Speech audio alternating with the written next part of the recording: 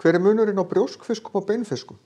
Brjóskfiskar eru hákarlar og skötur og beinfiskar eru svona flestir aðrir fiskar sem við þekkjum, eins og silungur og ýsa og túnfiskur og eitthvað.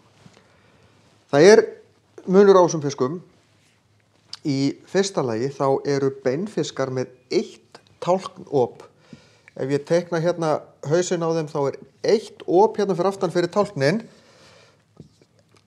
á meðan hákarlar og skötur er almennt með fleiri, oft 5.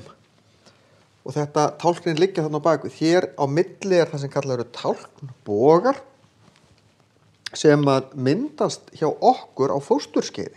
Þegar við erum pingu lítið fóstur þá sjáum við svona tálknboga, nema þeir þróast ekki eða þroskast ekki yfir í tálknboga utan tálkn eins og í hákörlum, heldur í kjálkan í okkur og hluta af því fer í innri beinin í beinin í innra eyranu. Það er fleira. Húðin hjá beinfiskum er almennt roð, menn þetta er skrápur hérna. Skrápurinn er harðari og það er í honum svipað efni og í glerungi í tönnum. Og meðan roðið er meira bara svona flögur. Þessir beinfiskarnir eru með sundmaga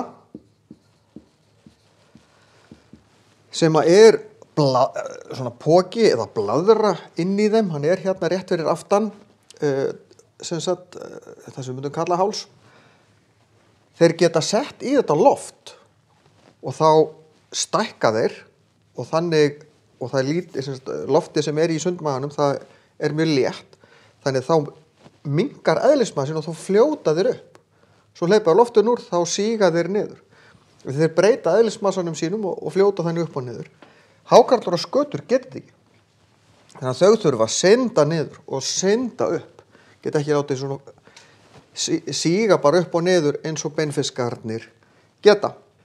Augljósasti munurinn er náttúrulega, þessir eru með brjósk, stoðgrind, beinin í þeim er ekki úr beini, heldur brjóski, og þessir eru úr beini. Og síðan eru það nýrun. Báðar gerðir með nýru, en nýrun hér er ekki tengd við þvagblöðru, þannig að það filterast út í gegnum húðina, gegnum kjötið og húðina, það sem fer út hjá þessum sem þvag.